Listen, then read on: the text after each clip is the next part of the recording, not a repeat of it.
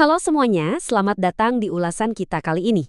Pernah nyadar nggak sih betapa drastisnya cara kita mendefinisikan kata pintar itu berubah? Dulu nih, orang pintar itu ibarat kamus berjalan yang hafal isi buku tebal. Tapi sekarang, semuanya udah beda banget. Hari ini, kita bakal ngebongkar sebuah paradigma yang benar-benar menarik. Kita akan melihat gimana evolusi orang pintar bergeser dari masa ke masa sampai akhirnya nyentuh titik paling ekstrim di era kecerdasan buatan sekarang ini. Siap-siap ya, kalau cara kita belajar dan bertahan hidup secara intelektual lagi benar-benar ditantang. Coba deh, tanyain satu pertanyaan provokatif ini ke diri kamu sendiri. Di era AI sekarang, apakah otak kita ini sebenarnya udah usang? Gini loh, kalau sebuah mesin aja bisa merangkum data, nulis esai panjang, bahkan ngatur jadwal penerbangan kita cuma dalam hitungan detik, terus apa dong fungsi otak kita yang tersisa? Ini bukan cuma perubahan kecil, ini pergeseran dramatis. Kalau kita nggak cepat adaptasi, otak kita bukan cuma sekedar usang, tapi benar-benar bisa jadi nggak relevan lagi. Nah, biar lebih gampang, ini dia peta perjalanan kita hari ini. Kita bakal ngebahas masa depan pendidikan kita, terus ngeliat gimana evolusi cara kita belajar, masuk ke era kecerdasan buatan, ngebahas ancaman nyata sindrom otak popcorn, ngebongkar senjata rahasia kita yaitu membaca mendalam, dan terakhir, kenapa kebijaksanaan jadi nilai termahal yang dimiliki manusia. Yuk, langsung kita bahas. Bagian pertama, masa depan pendidikan kita. Coba bayangin suasananya, hari Jumat sore di Manila. Ini adalah sesi penutup di sebuah forum pendidikan internasional. Biasanya kan sesi penutup itu rawan bikin ngantuk ya, orang-orang udah pada beres-beres koper, siap mau pulang. Tapi, tiba-tiba seorang edukator bernama Lika Maravilla naik ke panggung dan bikin mata semua orang langsung melek. Lewat presentasi yang lugas dan minimalis banget, dia ngejelasin tentang masa depan pendidikan di luar ruang kelas. Dia secara blak-blakan nunjukin realitas kalau cara kita dapatin ilmu tuh udah berubah total. Intinya, pendidikan kita harus ikut berevolusi atau kita bakal benar-benar ketinggalan kereta. Oke, masuk ke bagian kedua. Evolusi cara kita belajar. Mari kita petakan ritme evolusinya karena ini seru banget. Semuanya berawal dari era print atau cetak.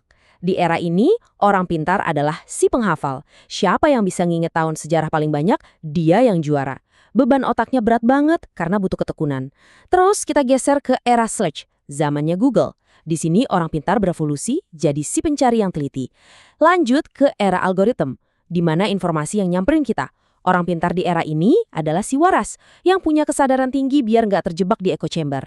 Nah, sekarang kita ada di era Gen AI dan mulai masuk ke post-Gen AI. Di titik ini, definisi pintar berubah jadi sang mandor atau penentu arah. Fokus kita bukan lagi menghafal, tapi merancang strategi dan bikin pertimbangan moral. Kalau kita sandingin, kontrasnya kelihatan luar biasa ekstrim.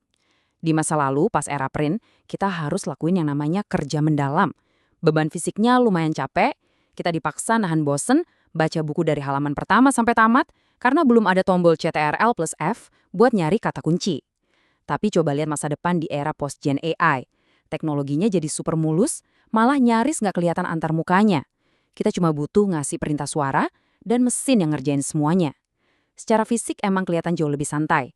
Tapi jangan salah ya, beban sesungguhnya malah bergeser ke arah pertimbangan moral, dan itu sama sekali nggak gampang. Bagian ketiga, era kecerdasan buatan atau AI.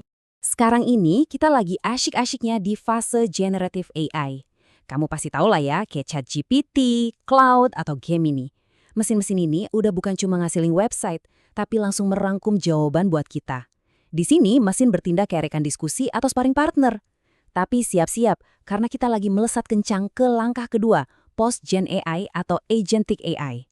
Di fase ini, mesin bukan cuma sekedar konsultan yang jago ngomong, tapi berubah jadi manajer otonom. Kasarnya gini, kamu tinggal ngomong santai, tolong dong aturin liburan keluarga ke Bali minggu depan, dan mesin ini bakal gerak sendiri. Mulai dari ngebooking tiket, nyewa hotel, sampai nego harga, semuanya beres tanpa kamu sentuh. Bagian keempat, ancaman sindrom otak popcorn. Nah, dengan segala kemudahan tadi, ada satu bahaya mengintai. Ketika mesin ngambil alih semua tugas berat kita, otak kita terancam kena yang namanya sindrom popcorn brain atau brain rot. Ini adalah kondisi di mana otak kita jadi tumpul. Pikiran kita terbiasa loncat-loncat kayak popcorn yang meletup.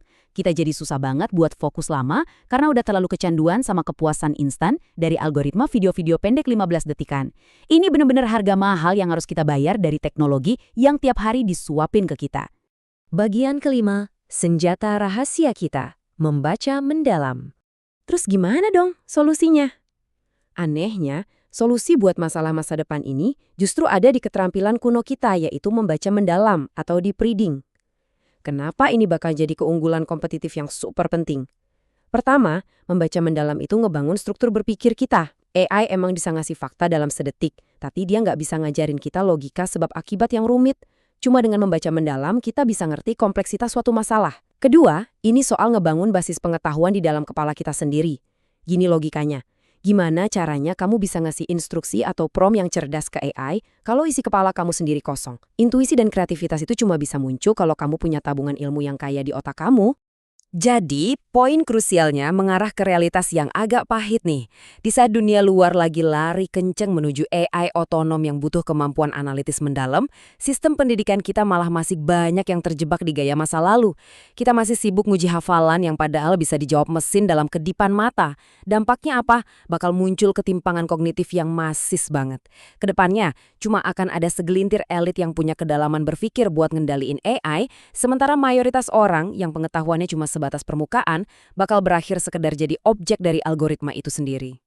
Bagian keenam sekaligus puncaknya, kebijaksanaan sebagai nilai termahal manusia. Kalau kita ngomongin masa depan, asal kamu tahu aja, kepintaran analitis itu bakal jadi barang murah. Mesin punya itu dalam jumlah yang nggak terbatas. Mereka bisa nyari data kilat dan bikin strategi otomatis. Tapi masalahnya, mesin itu nol besar urusan empati. Mesin bisa aja ngeranking data kemiskinan sedetail mungkin, tapi mereka nggak akan pernah bisa merasakan pedihnya kemiskinan itu sendiri. Mereka nggak punya niat baik. Makanya, hal yang paling mahal harganya di masa depan adalah kesadaran dan kebijaksanaan. Empati dan pemahaman tentang nilai kemanusiaan adalah wilayah eksklusif kita, yang nggak bakal bisa di-copy-paste oleh algoritma secanggih apapun. Bayangin deh, ini bakal ngerubah total cara kita mendidik generasi selanjutnya. Peran guru tuh bakal bergeser drastis. Guru masa depan gak akan lagi cuma sekedar ngajarin rumus 1+1 sama dengan 2. Lebih dari itu, mereka harus ngajarin kenapa sih kita harus jujur saat lagi berhitung. Sekolah gak bakal lagi sekedar nguji hafalan tanggal kejadian sejarah, tapi nguji kebijaksanaan muridnya dalam memetik pelajaran dari sejarah itu, biar tragedi yang sama gak keulang lagi. Fokusnya benar-benar pindah dari sekedar transfer data, jadi menanamkan kompas moral. Ada satu kutipan keren banget dari Lika Maravilla saat dia nutup sesinya di Manila waktu itu. Dia bilang, kita kehilangan apa yang gak kita gunakan, tapi dunia akan melupakan apa yang gak kita bagikan. Di era di mana mesin bisa memproses miliaran data dalam sedetik, esensi kita sebagai manusia justru bergantung pada seberapa aktif kita berpikir dan seberapa tulus kita membagikan kebijaksanaan itu ke orang lain. Pada akhirnya, semua evolusi ini ninggalin kita dengan satu renungan yang cukup menampar. Di era yang super canggih ini, apakah kita udah ngerasa cukup pintar buat merintah mesin, tapi malah lupa gimana caranya memanusiakan manusia? Ironisnya, makin canggih teknologi di sekitar kita, kita malah makin dituntut untuk jadi benar-benar manusiawi. Nggak perlu takut sama era AI, teman-teman. Takutlah kalau di era secanggih ini, hati kita malah ikut membatu seperti mesin. Tetaplah kejar keunggulan, tapi jangan pernah sekali-kali melepaskan kebijaksanaan. Terima kasih udah nemenin ulasan kita hari ini, dan sampai jumpa di pembahasan seru berikutnya.